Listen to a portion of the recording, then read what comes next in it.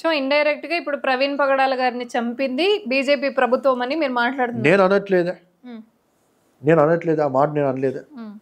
హత్య జరిగింది అంటాను నేను. ఎవరు చంపారని కోర్టు దాన్ని డిసైడ్ చేయాలి. సో మీ దగ్గర ఉన్న కేవలం ఎవిడెన్స్ ఆ బనీన్ ఒకటేనా? ఏదండి లోపల మీకు బనీన్ కనిపిస్తుంది? ఆయన ప్రవీణ్ పగడాల కాదు అని చెప్పి నిరూపించడానికి నా దగ్గర 100 పైన ఎవిడెన్స్లు ఉన్నాయి. క్లియర్ కట్ గా సింపుల్ గా అర్థం కావడానికి నేను చెప్పిన ఆధారం అది. రెండోది, అక్కడ కర్రలు కనబడుతున్నాయి కదండి, కర్రల మీద రక్తం కనబడుతూ ఉంది. ఆ రక్తం ఎవరిది? దాంతో కింద ప్రవీణ్ అన్న బ్లడ్ డిఎన్ఏ, బండి మీద ఉన్న డిఎన్ఏ, ఈ 3 డిఎన్ఏలు చెక్ చేస్తే ఒకటే అని చెప్పి తెలుస్తూ ఉంది కదా. కర్రల మీదకి రక్తం ఎలా వస్తుందండి? కర్రలేమో పైన ఉన్నాయి, ఆయనేమో కింద పడిపోయి ఉన్నాడు. రోడ్డు పైన ఉన్నాయి కర్రలని, కర్రల మీదకి రక్తం ఎట్లా వచ్చింది? ఇప్పుడు మీరు చెప్పిన దాని ప్రకారం అండ్ జాన్ పాల్ గారు ఏదైతే అక్కడ ఎవిడెన్స్ కనిపించారో దానికి ఒక క్లియర్ అండ్ కట్ ఆన్సర్ కూడా ఇచ్చేశారు, ఎందుకు కనిపిస్తుంది ఏంటి అనేది. నేను ఇప్పుడు ఆయనతో ఒకసారి ఫోన్ మాట్లాడిస్తాను. ఆయన వర్షన్ ఏంటి, దానికి మీ సమాధానం ఏంటి అనేది. హలో జాన్ పాల్ గారు, నమస్కారం అండి. మొన్న మీరు ప్రవీణ్ పగడాల గారి ఇది యాక్సిడెంట్ గురించి ఒక క్లియర్ అండ్ ఆన్సర్ ఇచ్చారు. అక్కడ ఏవైతే ఎవిడెన్సెస్ ఇప్పటి వరకు అనుమానాలు ఉన్నాయో వాటన్నింటి గురించి చెప్పారు. కానీ ఇప్పుడు నా ఎదురుగా ఉన్న పీటర్ నాయుడు అనే పాస్టర్ గారు అది ఖచ్చితంగా మర్డర్ అని చెప్పి చెప్తున్నారు. ఆయన దగ్గర కొన్ని ఆధారాలు ఉన్నాయి అని చెప్పి, కొన్ని అనుమానాలు ఉన్నాయి అని చెప్పి మా దగ్గర ఇప్పుడు మాట్లాడుతున్నారు. ఒకసారి ఆయనతో మాట్లాడతారని చెప్పి కాల్ చేశాను సార్. ఓకే, మీరు చెప్పిన దాంట్లో ఆధారాలు అన్నది తప్పు, అనుమానాలు అయితే ఉన్నాయి ఆ వ్యక్తికి. ఒకసారి మాట్లాడండి సార్. ఇవ్వండి.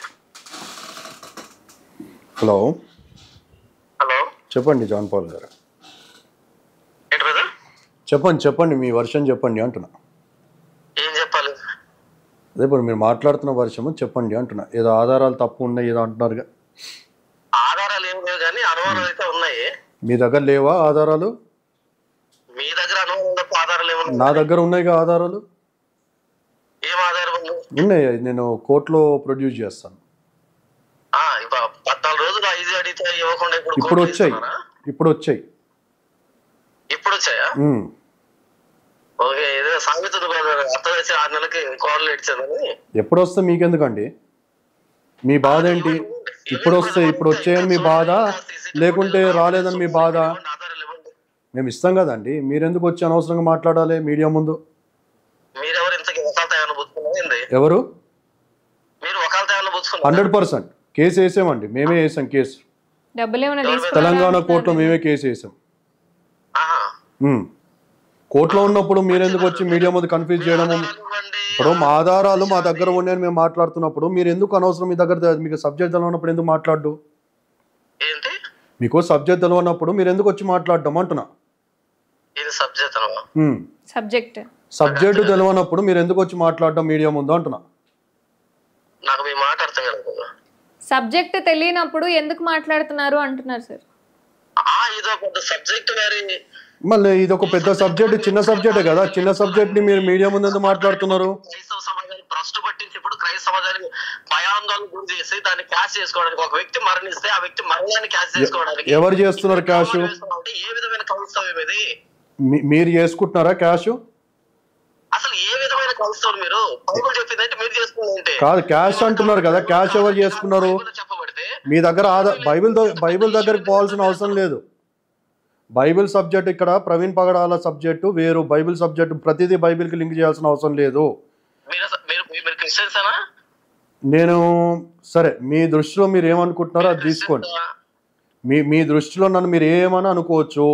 మీరు క్యాష్ చేసుకుంటున్నారు అన్న విషయాన్ని నేను మాట్లాడుతూ ఉన్నాను. మీ దగ్గర ఆధారాలు ఉన్నాయా క్యాష్ చేసుకున్నట్టు? ప్రవీణ్ పగడాల గారి యొక్క విషయాన్ని క్యాష్ చేసుకుంటున్నామని చెప్పి మీరు ఎట్లా అంటారు? ప్రపంచమంతా కోడాయి కూస్తూ ఉంటే మీరెవరి మధ్య? సరే, మీ యొక్క విల్లింగ్ బట్టి మీరు మాట్లాడుతూ ఉన్నారు.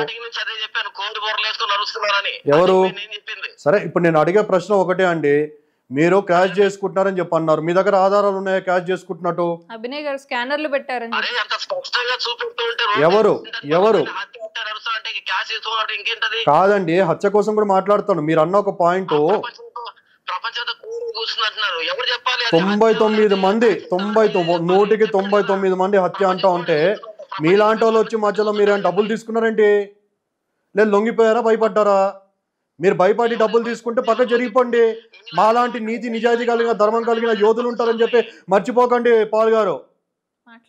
మీలాగా నేను రాజకీయ నాయకుడిని కాదు, నేను పాస్టర్ని. నేను కూడా పాస్టర్ గానే అండి, నేను కూడా పాస్టర్ గానే.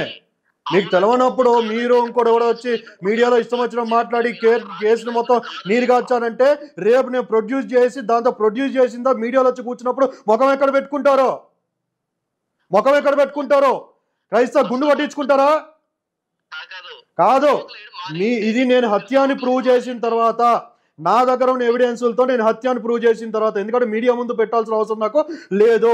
కోర్టులో ఆల్రెడీ చేసాము, నాకు ఆధారాలు వచ్చాయి, ఇంకా రావాల్సిన వినండి, నాకు ఆధారాలు వచ్చాయి, ఇంకా ఆధారాలు కొన్ని రావాల్సినవి ఉన్నాయి. అవి ఖచ్చితంగా వస్తే నేను కోర్టులో ప్రొడ్యూస్ చేస్తాను. తర్వాత మీడియాలోకి వచ్చి కూర్చుంటాడు, అప్పుడు మీరు గుండు కొట్టించుకుంటారా అని అడుగుతున్నా నేను. ఇప్పుడు జోక్ అనుకోండి, తర్వాత సీరియస్ గానే ఉంటుంది, ఇప్పుడు మీకు జోక్ గానే ఉండొచ్చు, నవ్వుతా ఉన్నారు. మీ ఎక్కిల్ నవ్వుతోనే అర్థమవుతుంది కదా జనాలకి, మీ యొక్క ఎక్కిల్ నవ్వుతోనే ప్రజలకు అర్థమవుతా ఉంది. మీరు కానీ అనిల్ కానీ వాడెవడో వచ్చి నేను దోస్త్ అని చెప్పి ఆడి చెప్తాడు, నువ్వేమో వచ్చి ఇక్కడ మీడియా ముందు ఒకలా పుచ్చుకొని ఇది యాక్సిడెంట్ అని చెప్పి నువ్వు రాజేష్ ఇద్దరు కలిసిపోయినట్టుగా మాట్లాడుతూ ఉన్నారు. ఎవరైనా ఉండొచ్చండి ప్రపంచం తెలియదు మీకు అంతగా. మీకు రాజేష్ ఎవరో తెలియకపోతే నేనేం చేస్తానండి? మీకు సోషల్ మీడియాలో ప్రవీణ్ గారి కోసం తెలుసు, రాజేష్ కోసం తెలీదా మీకు?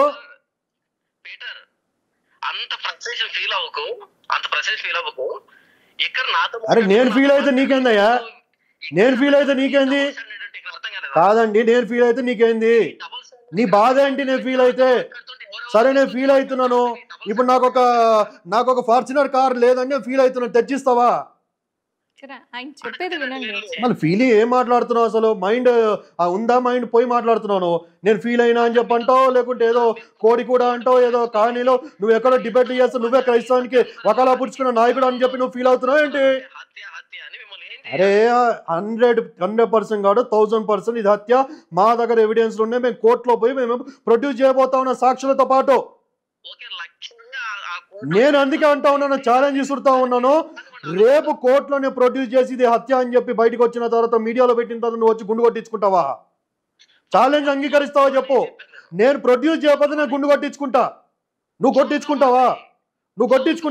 మళ్ళీ నీకు తెలియనప్పుడు ఎందుకు నువ్వు ఛాలెంజ్ నువ్వు స్వీకరించాలో నువ్వు ఎందుకు మాట్లాడతావు? నువ్వు వచ్చి అందరినీ కన్ఫ్యూజ్ చేయడం ఎందుకు?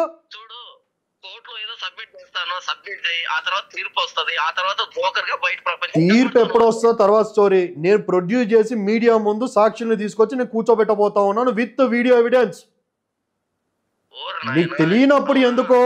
మా దగ్గర ఏ సమాచారం ఉందో, మేము ఏ గ్రౌండ్ లెవెల్ ఎక్కడ దాకా ఎన్ని ఊర్లు రోజు తిరుగుతున్నామో నీకు తెలియదు ఆ విషయాలు. ఇంట్లో ఎక్కడ ఏసీలో కూర్చొని వచ్చి టీవీ ముందు ఏసీ కూర్చొని వచ్చి నోటికి వచ్చిన వాడితే అయిపోద్దా? నీ పాస్టర్ గిరి ఏదో నువ్వు పాస్టర్ గిరి చేసుకుంటూ పోతే అయిపోయేది. నీ వాక్యాలు నువ్వు చేస్తున్నావు, నీకు ఒక అప్రిషియేషన్ ఉండేది, నీకు ఒక రెస్పెక్ట్ ఉండేది. నీకు ఏదో డిబేట్ చేస్తావు, సర్లే పోనీ అని చెప్పి నేను కూడా చూడనట్టు పోతా ఉన్నాము. ఇప్పుడు వచ్చి ఇన్నందుకు నీ తల పెడతా ఉన్నావు.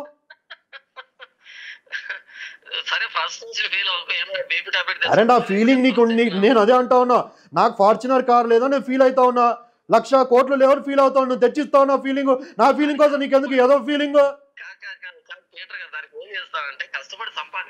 సబ్జెక్ట్ లేనప్పుడు మాట్లాడదు జాన్ పాలు, కల్తీ పాలు లాగా.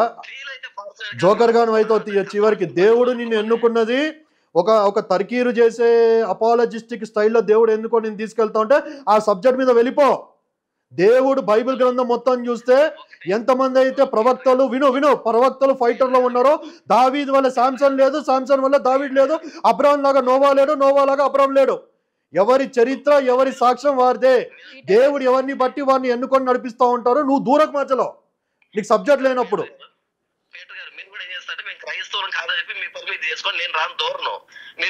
మీరు తర్కీరు చేసే దాంట్లో దేవుడు మీకు అమూల్యమైన జ్ఞానం ఇచ్చారు బ్రదర్.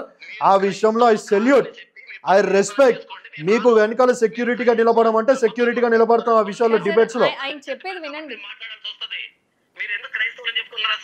ఎవరు?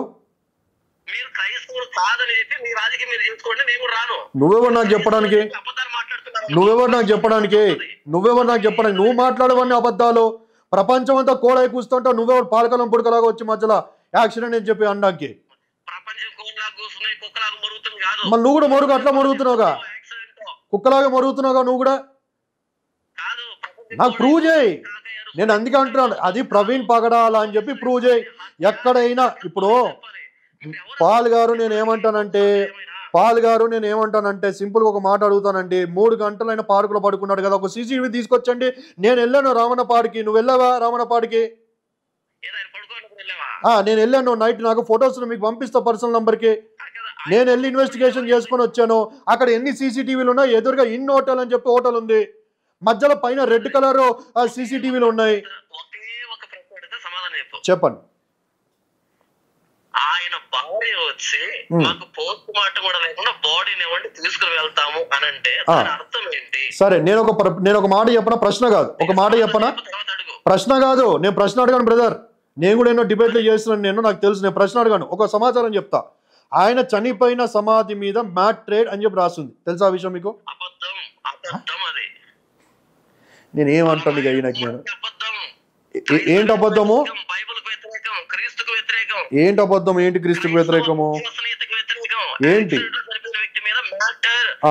రాయొద్దు కదా, అట్లా రాయొద్దు కదా. మళ్ళీ రాసింది ఎవరు రాశారు? ఫ్యామిలీ మెంబర్స్ కాదా? ఫ్యామిలీ మెంబర్స్ కి తెలియకుండా రాశారంటవా? ఇదిగోండి జూమ్ చేయండి. నేను సమాధి దగ్గరికి వెళ్ళి తీసిన ఫోటో ఇది, నాది, నా ఫోన్లోకి వెళ్ళి నేను మార్నింగ్ తీసిన ఫోటో ఇది. ప్రవీణ్ గా మన జాన్ పేరు జాన్ పాల్ గారు కట్టేయండి. పువ్వులునే కనిపించవు కానీ నేను వెళ్ళి తీసాను ఫోటో, నేను క్లియర్గా చూశాను. అది మ్యాటర్ అని చెప్పి ఉంటుంది, ఇంకో ఫోటో కూడా ఉంటుంది, నేను మీకు పంపిస్తే ఎడిటింగ్ లేయండి. కట్టేయండి అనుకోండి.